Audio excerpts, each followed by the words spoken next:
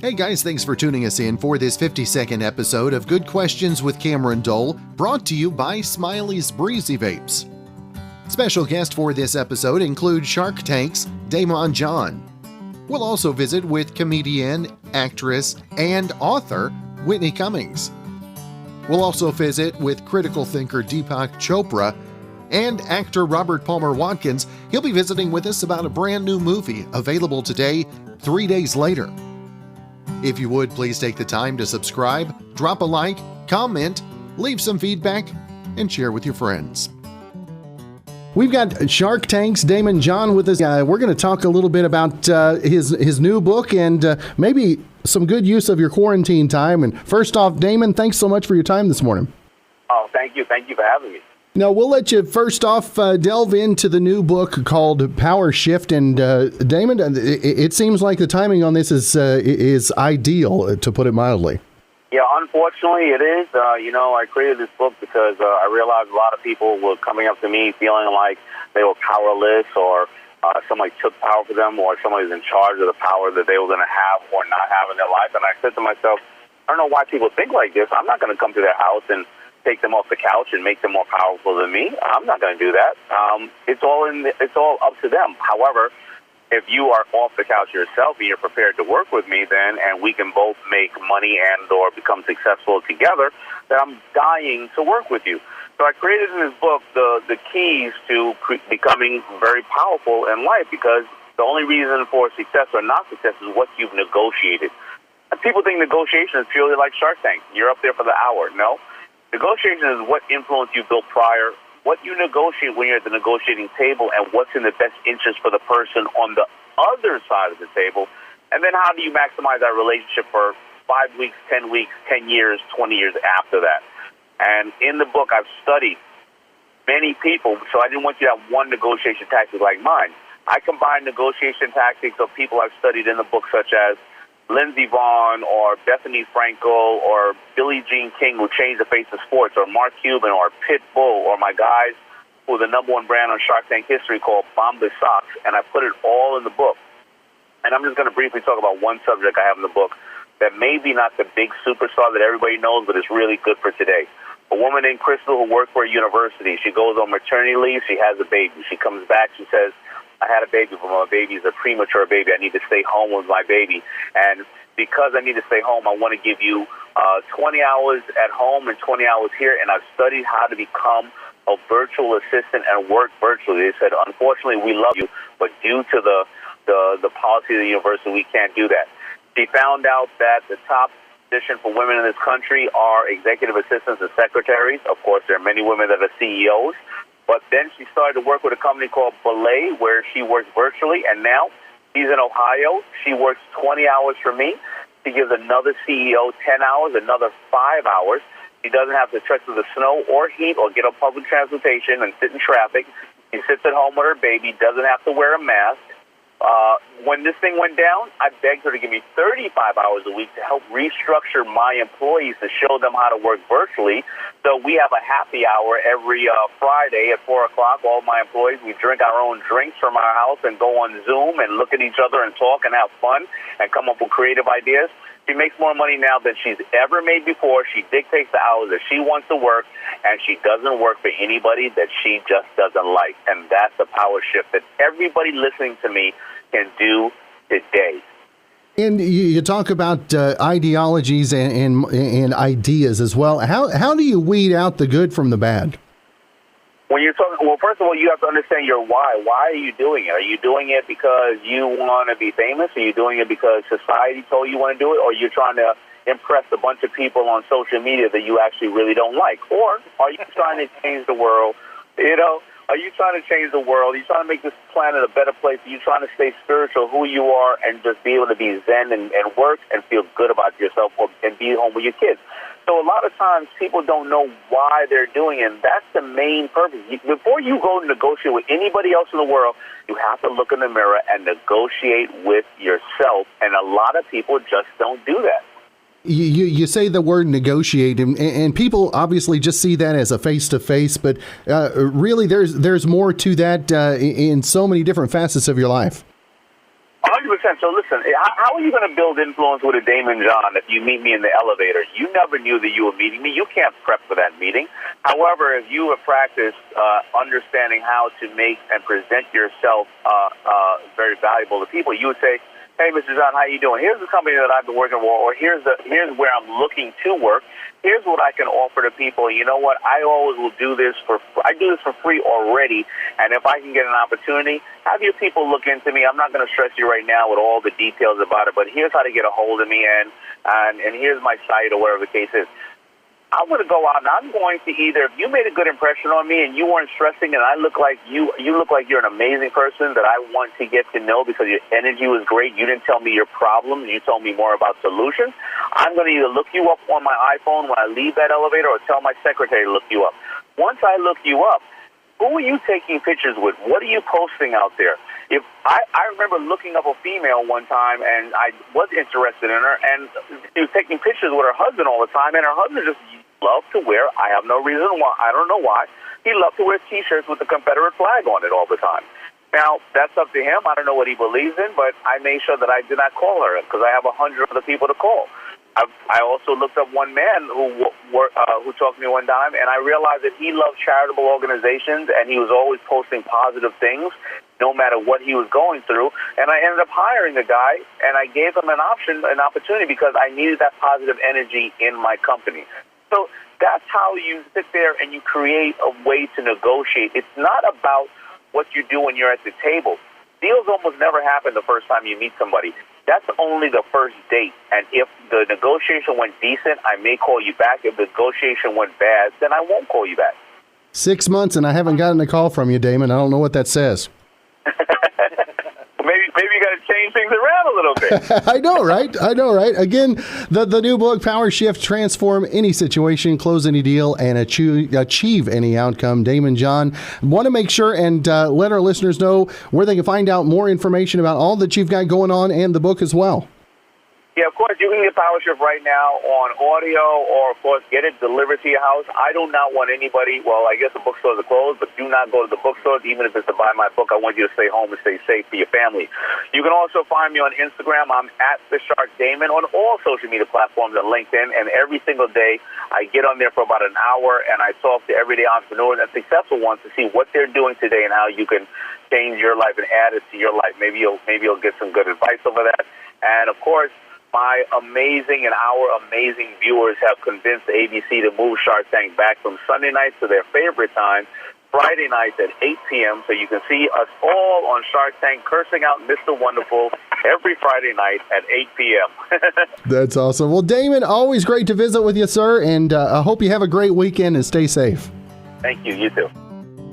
Again, thanks to our sponsor for today's podcast, Smiley's Breezy Vapes, located at 313 Falcon Road. Stop in and see Shelly and the gang. They've got red basket specials on disposables, plus their doors are open now. They've got protective plexiglass. Masks are required, and they need to cover both your nose and your mouth. They've got a great selection of new hardware and the largest selection of disposable flavors in Southwest Oklahoma. Smiley's Breezy Vapes, 313 Falcon Road. Send them a text at 471-VAPE.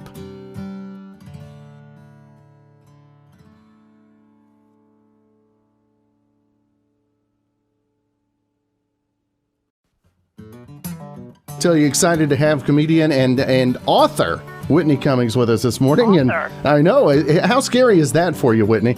That sounds so weird when you say it.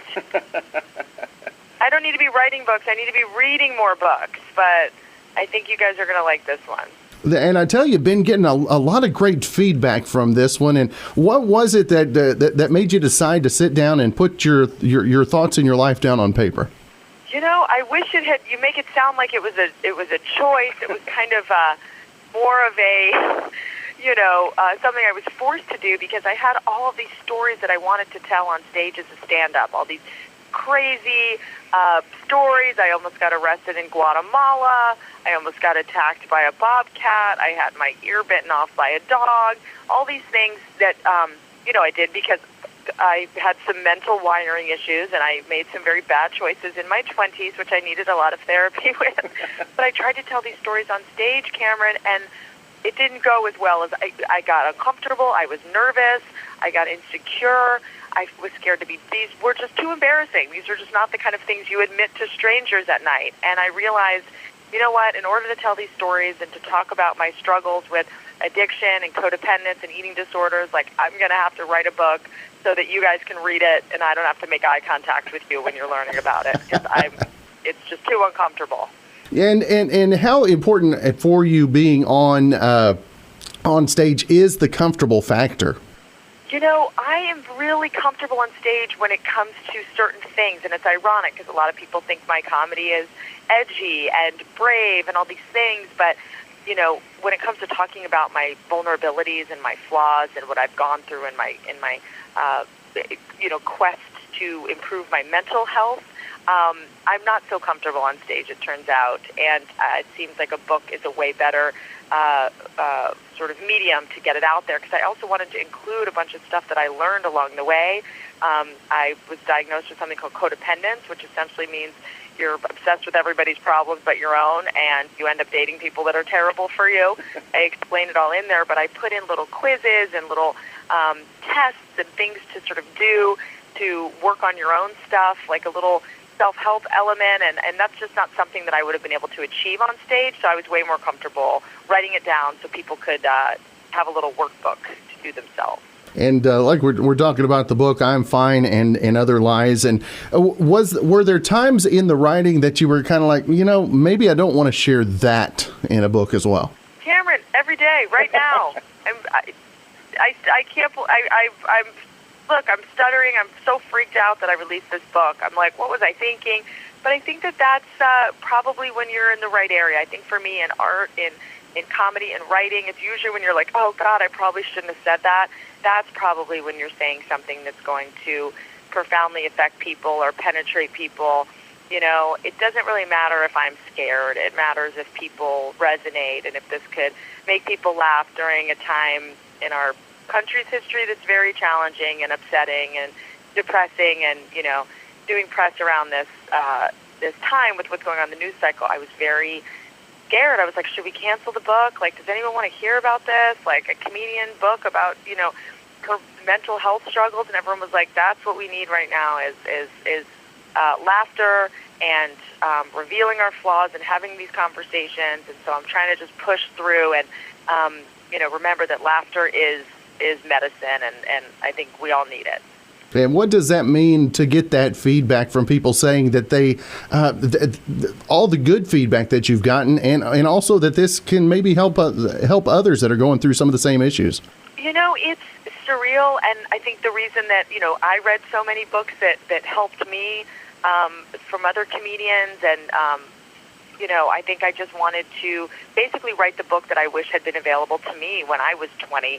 You know, when I was, you know, I know so many girls who struggle with, you know, their body image and with, you know, eating disorders and depression and insecurity and stuff. And I couldn't find a book that dug into those issues, but was also funny. I would buy these self-help books and they would be depressing. They'd make me feel worse. And I was like, oh, why can't someone, you know, approach this stuff with some levity? Because the people that need to laugh are the ones buying self-help books, I think, you know. So I just wanted to write the book that I wish had been written by somebody. It's a shame I'm the one that had to write it because it's, you know, a lot of embarrassing stuff in there. But I'm proud of it. I've been getting, you know, people are coming up to me at shows with tears in their eyes, and, you know, and it's grateful, and they're giving it to their daughters and sons, and I couldn't think of a better reaction than that. So the good news is I'm doing this big tour, and I do get to meet people face to face, so at least I get to have some honest feedback about what they think, and it's been just surreal. And what, as you've written and put all this down on paper, and now as you look back, what have you realized about yourself as a person? That's a great question. Number one, it takes me a really long time to write books, I learned.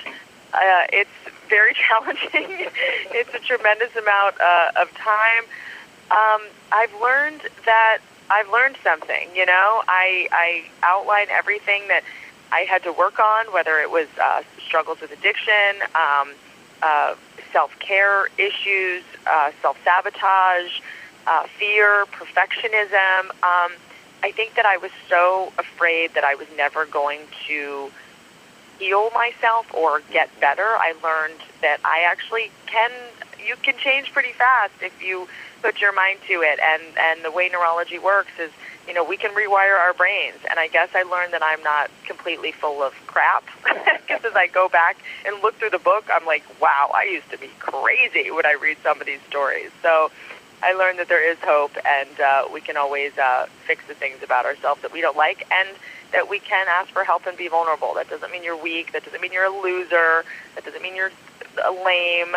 I just really wanted to take the shame out of asking for help and admitting that you had a problem. And I learned that people actually like you more when you do that, not less.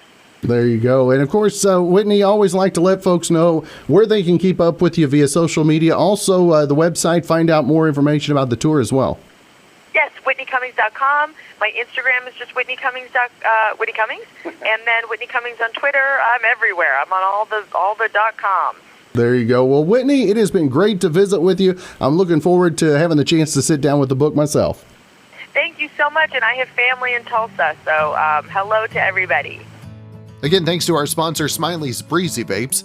Check them out online at smileysbreezyvapes.com. You can also visit them on Facebook, or just stop in and see them at 313 Falcon Road. If you ever have a question, you can always call or send a text at 580-471-VAPE. That's 580-471-8273.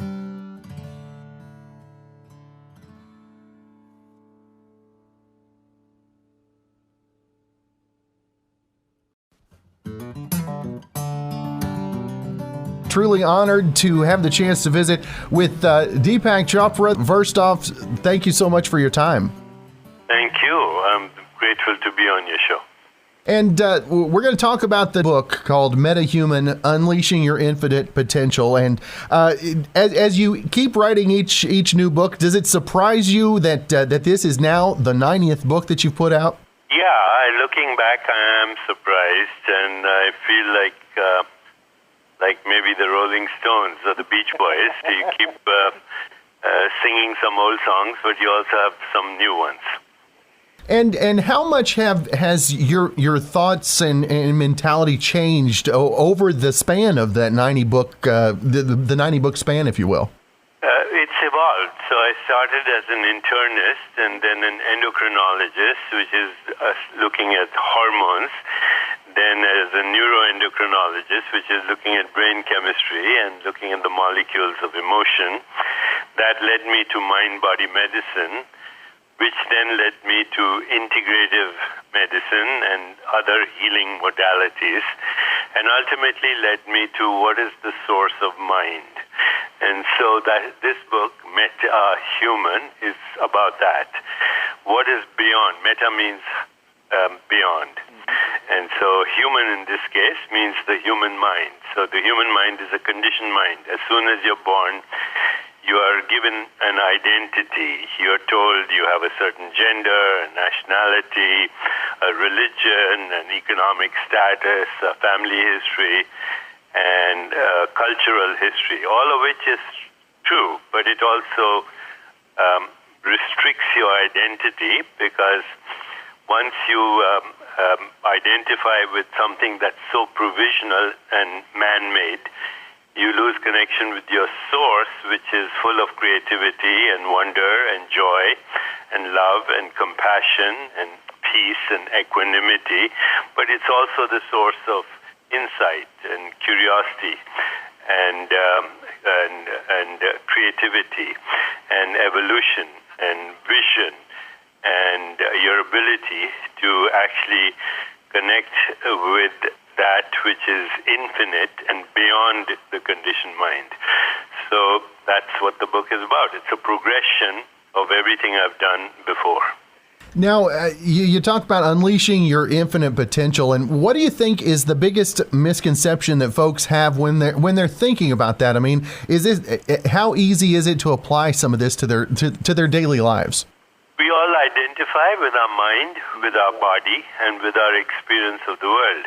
But we never ask ourselves, who am I, or what am I, or what do I want? If you begin just by that, if you sit quietly, close your eyes, put your attention on your heart, and ask just those two questions. Who am I? What do I want? Maybe add a third one. What am I grateful for? You'll start to unleash your infinite potential just by the insights, the sensations, the images, the feelings, the thoughts that arise when you ask yourself any question and quieten the turbulence of your mind. And how hard do you think it is for folks to kind of quiet themselves and not let the environment change them as much as they change themselves based on that?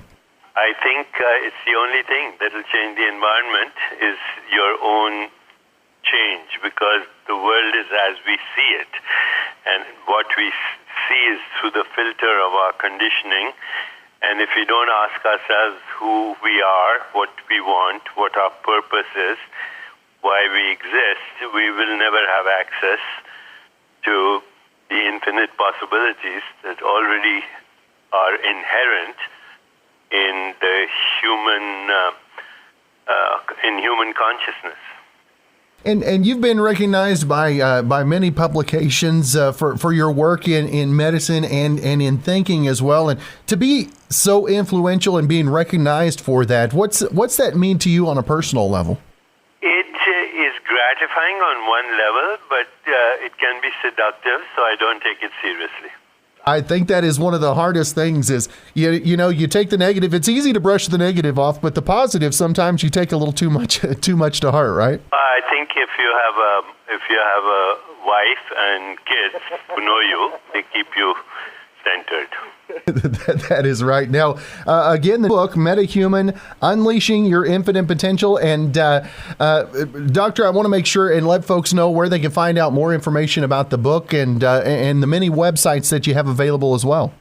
Yeah, they can, for simplicity's sake, just go to deepakchopra.com. That's it. All right. Well, Deepak, it has been truly an honor and a privilege to have the chance to visit with you. Looking forward to spending some time with the book, and hopefully we can visit again soon, my friend. I'd love that. Thank you so much. Again, thanks to our sponsor for today's podcast, Smiley's Breezy Vapes. Check out their Red Basket specials they have on disposables. Plus, they've always got some special items in their discount basket as well. Stop in and see them, 313 Falcon Road. Doors are open. Again, a reminder, they do have protective plexiglass, but masks are required. And please make sure they cover your nose and your mouth. If you need any new hardware, you have any questions, they've got the know-how and the knowledge from the novice all the way to the vaping legend. Like I like to say, Smiley's Breezy Vapes, they'll take care of you.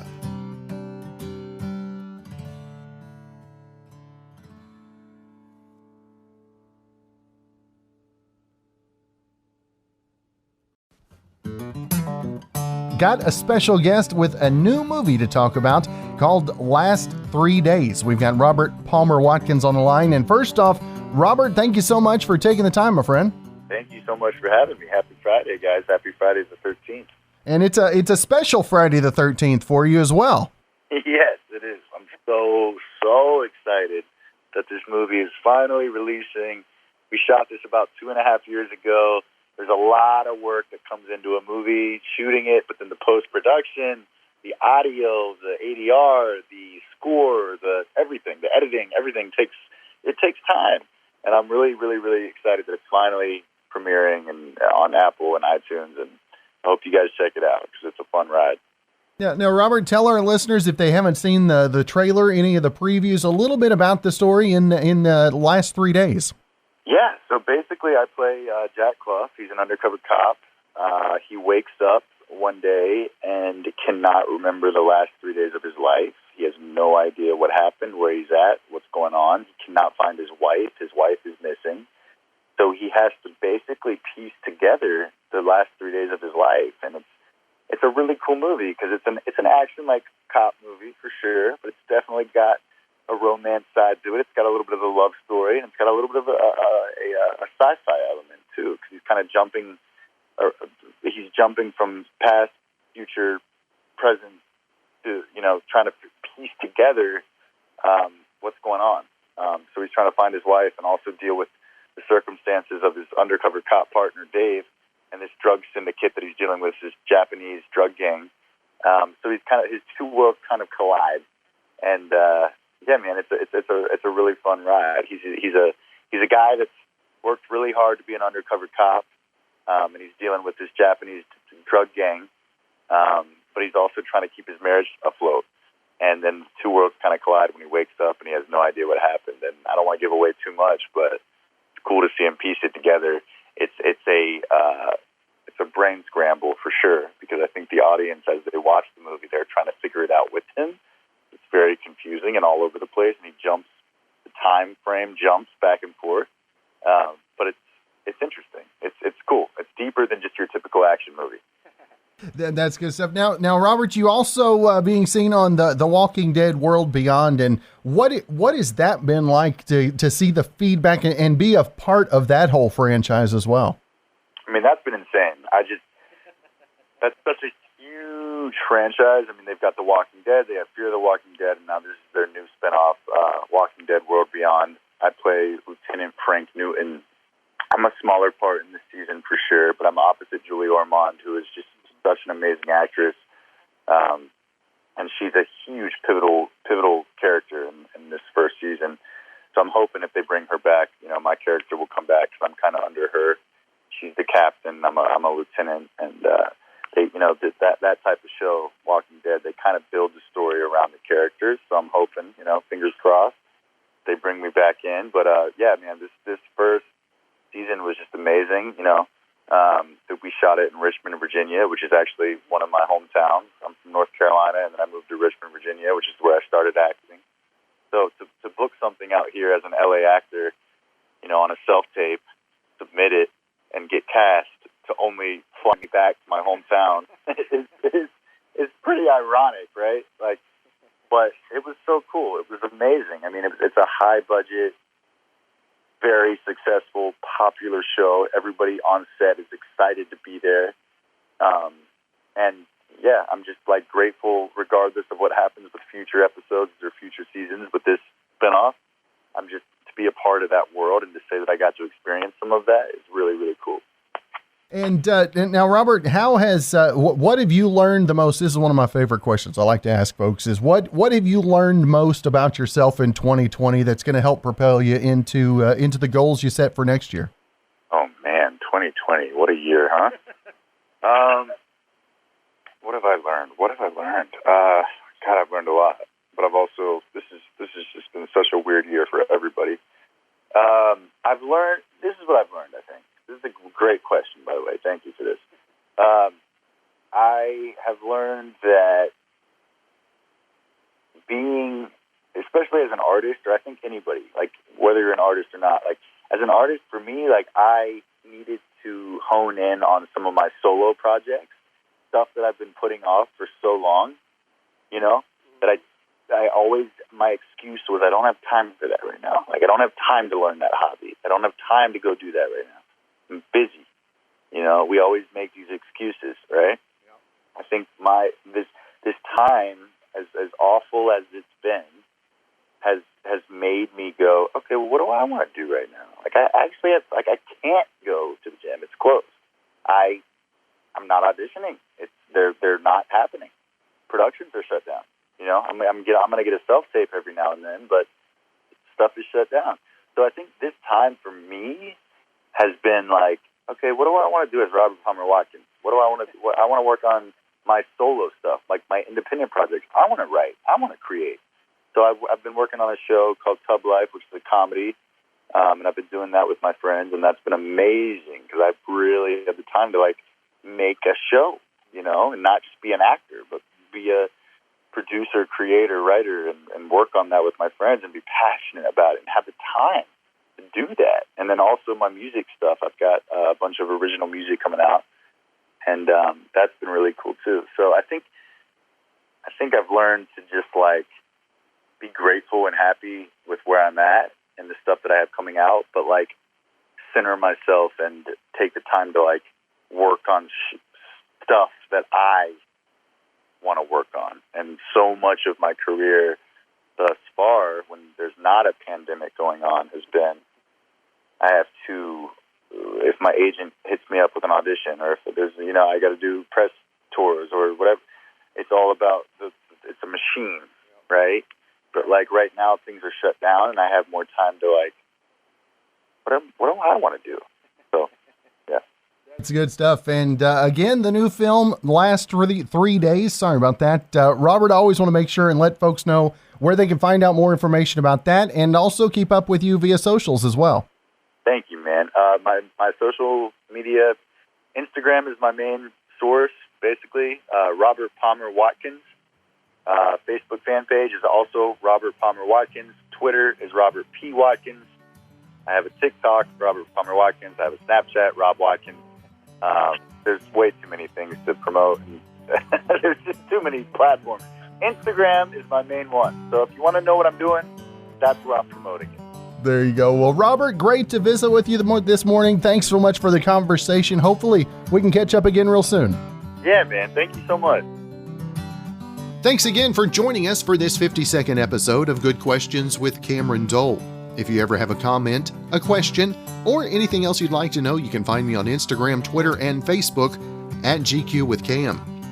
If you'd like to help out in the funding for this podcast, feel free to click the support tab and follow the instructions. And if you have a special guest idea, email me at gqwithcam@gmail.com. Again, thanks to Brandon Allen, came up with this theme music, and we'll do this. We'll just let him play us out for a few moments. Enjoy it. And again, thanks for tuning us in. We'll be back with episode number 53 coming up on Monday.